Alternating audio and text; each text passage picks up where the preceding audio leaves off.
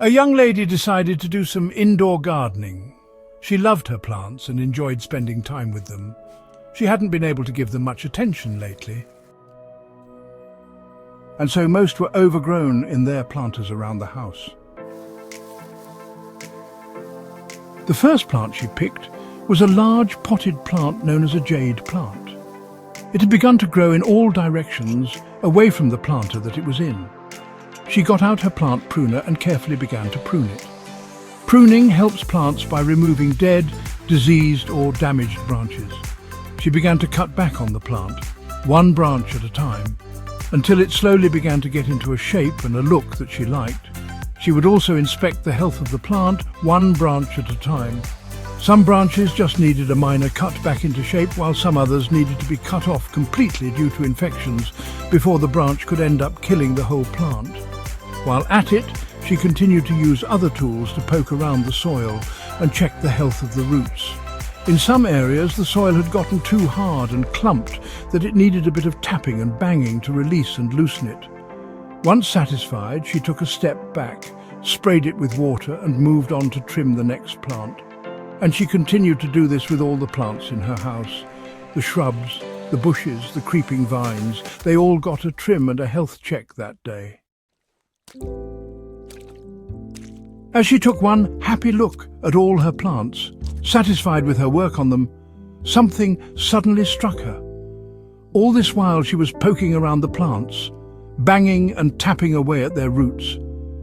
Some of these acts could have come across as traumatizing experiences for the plants, but she was actually doing all she did to make sure the plant was set up for success in every way she thought possible.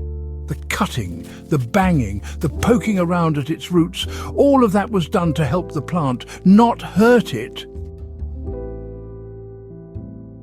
Could this be what we sometimes are experiencing from life? We feel irritated and rattled around at times. Could that be life's way of helping us get better through these not-so-pleasant experiences? Do we even recognize these inconveniences we experience as possibilities of better growth and development for ourselves?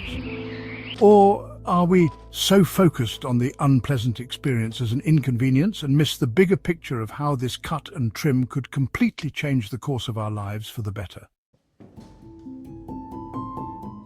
Let's think like a leader of a team for a moment.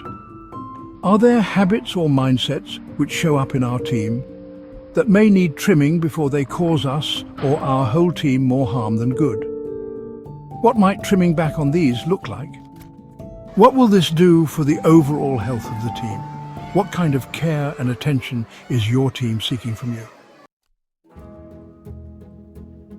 The next time you're gardening, pay attention to why you're doing what you're doing, and that might just be the answer to many questions you've had about life's seemingly unfair cuts and trims. Do not like, comment, or subscribe if this is not for you. But if plant-based life lessons is something you enjoy, know that there's plenty more of this here and you're like, and comment helps motivate us to work faster and better. And here's a quote by Alfred Austin, an English poet who once said, "Show me your garden, and I shall tell you what you are.